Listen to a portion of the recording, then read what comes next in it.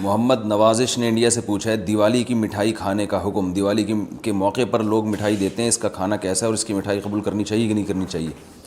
اس پر پوری امت کا اجماع ہے کہ جو بھی غیر مسلموں کے مذہبی تہوار ہیں، مذہبی رسومات ہیں، ان میں کسی قسم کی شرکت جائز نہیں ہے۔ قرآن مجید نے غیر مسلموں کی دو اقسام بیان کی ہیں، لا ينهاكم الله عن الذين لم يقاتلوكم في الدين ولم يخرجوكم من دياركم ان تبروهم، کہ وہ غیر مسلم جو تمہاری دشمن نہیں ہیں، جنہوں نے تمہیں گھروں سے نہیں نکالا، تم پر ظلم زیادتی نہیں کی، تو اللہ تعالیٰ تمہیں منع نہیں کرتا کہ ان سے اچھا سلوک کرو، بلکہ اللہ تمہیں حکم دیتا ہے کہ ان کے ساتھ اچھا سلوک کرو، کیونکہ اللہ تعالیٰ انصاف کرنے والوں کو پسند کرتے ہیں۔ خود رسول اللہ صلی اللہ علیہ وسلم کی سیرت میں آپ صلی اللہ علیہ وسلم نے یہودیوں کی، جو آپ کے یہودی پڑوسی تھے، ان کی عیادت بھی کی ہے، اور آپ صلی اللہ علیہ وسلم کی جو زوجہ حضرت صفیہ، ان کے رشتہ دار یہودی تھے، وہ ان کو ہدایہ تحفے بھیجا کرتی تھیں۔ تو غیر مسلم جس سے جنگ نہ ہو اس کے بارے میں اچھا سلوک کا حکم ہے، اس کو ہدایہ دینا، اس کو تحفے دینا، اس پہ صدقہ کرنا بھی جائز ہے، لیکن اس کی ایک باؤنڈری ہے، وہ یہ ہے کہ ایسا نہ ہو کہ آپ ان کے مذہبی معاملات میں، ان کی مذہبی رسومات میں شرکت کرنا شروع کر دیں، کیونکہ کسی بھی طرح سے ان کے مذہب کو اپریشیٹ کرنا، اس کی حوصلہ افزائی کرنا جائز نہیں ہے، کیونکہ یہ اس کی علامت ہے کہ آپ کو اپنے برحق ہونے پر اطمینان نہیں ہے۔ لوگ یہ کہتے ہیں کہ وہ بھی تو ہماری عید میں شریک ہوتے ہیں، تو دیکھیں ان کے مذہب میں یہ اجازت ہے کہ ہماری عید میں اور ہمارے تہوار میں شریک ہوں، ہمارے مذہب میں اجازت نہیں ہے، تو ہم تو اپنے مذہب کو فالو کریں گے۔ ہمارے مذہب میں کرسمس ہے یا جو بھی ان کے مذہبی تہوار ہیں، ان میں کسی بھی قسم کی شرکت کی ہمیں شریعت میں اجازت نہیں دی ہے۔ ہاں، قرآن میں اللہ نے دوسرے مقام پہ فرمایا کہ اس کی گنجائش دی ہے کہ الا ان تتقوا منہم تقاہ، کوئی خطرہ ہو، اندیشہ ہو، آپ ایسی جگہ پہ رہتے ہیں جہاں غیر مسلموں کا غلبہ ہے،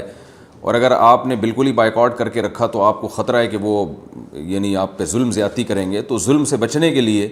یا زیادتی سے بچنے کے لیے جس حد تک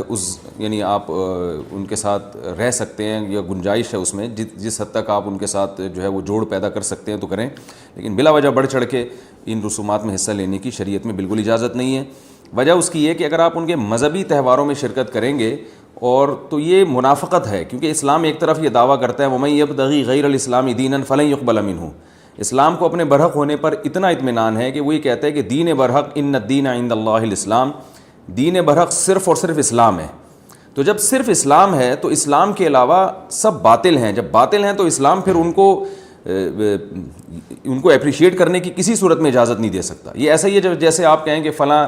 آدمی چور ہے اور میں اس کی چوری کو غلط بھی سمجھتا ہوں، ٹھیک ہے، آپ اس کے ساتھ احسان کریں گے، اس کے ساتھ اس نے سلوک کریں گے، لیکن چوری کے معاملے میں آپ اس کی رہنمائی کرنا شروع کر دیں یا اپریشیٹ کرنا شروع کر دیں، یا وہ چوری کر کے لائے اور آپ اس کا مال کھانا شروع کر دیں، تو یہ پھر منافقت کہلائے گی۔ یہ اس کی علامت ہے کہ آپ کے چوری کے بارے میں وہ جذبات نہیں ہیں جو ہونے چاہیے۔ تو اسلام نے غیر مسلم کے ساتھ حسن سلوک کا حکم دیا، مگر اس کے مذہب کے معاملے میں دو ٹوک بتا دیا ہے کہ کسی قسم کی مذہبی رسوم میں ہم ان کے ساتھ شریک نہیں ہوں گے، بائیکاٹ کریں گے، اور ہم یہ کہیں گے کہ لکم دینکم ولی دین، آپ کے لیے آپ کا دین ہے، ہمارے لیے ہمارا دین ہے۔ اور اس بارے میں صحیح حدیث بھی ملتی ہیں۔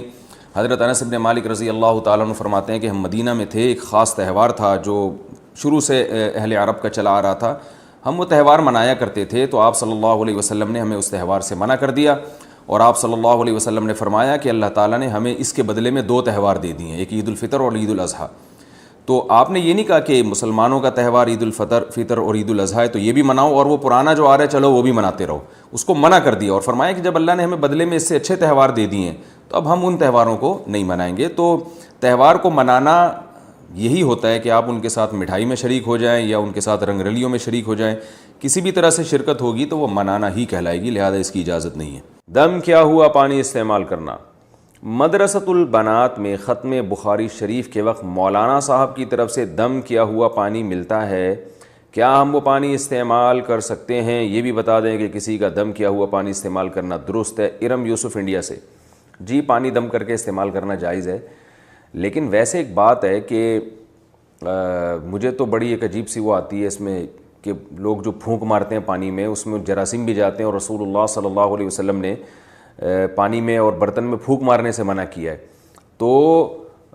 اور اس کی وجہ یہی ہے کہ جب آپ پانی میں پھونک ماریں گے تو جمس جائیں گے اس میں، تو ٹھیک ہے، ایک رقیہ کے طور پر، دم کے طور پر، برکت کے لیے پانی میں پھونک مار کر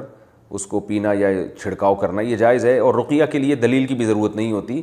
کوئی بھی چیز بطور دم کے یا بطور تبرک کے کوئی عمل کیا جا سکتا ہے،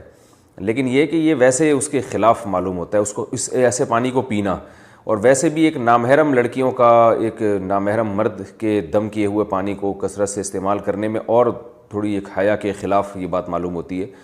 تو اگر کوئی بوڑھے استاذ ہیں